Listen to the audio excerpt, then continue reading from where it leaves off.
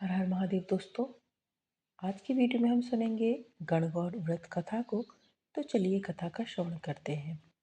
एक समय की बात है, भगवान शिव और देवी पार्वती नारद मुनि के साथ पृथ्वी भ्रमण पर आए।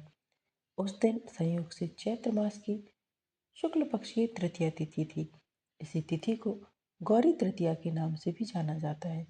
जब ग्रामवासियों को पता लगा कि भगवान शिव माता पार्वती के साथ गांव में पधारे हैं, तो गांव की निर्धन महिलाओं के पास जो फल फूल उपलब्ध थे, वे सब लेकर भगवान शिव और माता पार्वती की सेवा में पहुंच गई।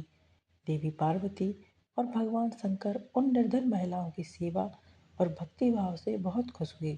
देवी पार्वती ने उस समय अपने हाथों से जल लेकर उन निर्धन महिलाओं पर सुहाग रस छिड़क दिया। देवी पार्वती ने उन निर्धन महिलाओं से कहा कि तुम सभी का सुहाग अटल रहेगा। उन निर्धन महिलाओं के जाने के बाद उस गांव की धनी महिलाओं की टोली हाथों में विभिन्न प्रकार के पकवान सजाकर शिव पार्वती की सेवा में आई। देवी पार्वती की ओर देखकर भगवान शिव ने कहा कि तुमने तो सारा सुहाग इन निर्धन महिलाओं में बांट दिया है, अब इन महिलाओं को क्या दोगी? देवी पार्वती ने तब शंकर भगवान की ओर देखकर कहा कि उन निर्धन महिलाओं को मैंने ऊपरी सुहाग रस दिया है, इन धनी महिलाओं को मैं अपने समान सौभाग्य का आशीर्वाद दूंगी। इसके बाद देवी पार्वती ने अपनी एक उंगली को काटकर उससे निकलने वाले रक्त को उन सभी धनी महिलाओं के ऊपर छिड़क दिया। जिसके ऊपर जैसा रक्त गिरता गया, उसे उतना सुहाग मिलता गया।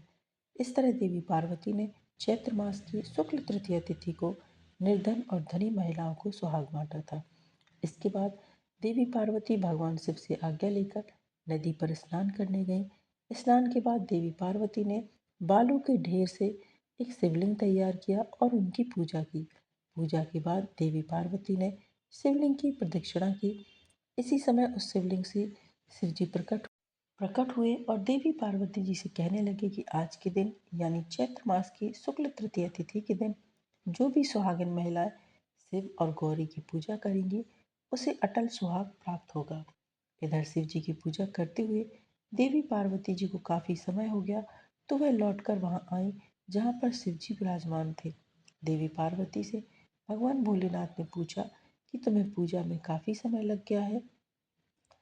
देवी पार्वती ने इस पर यह कह दिया कि उन्हें नदी के तट पर भाई और भावच मिल गए थे। उन्होंने दूध भात खिलाया। भगवान शिव जी समझ गए कि देवी पार्वती उन्हें बहला रही हैं।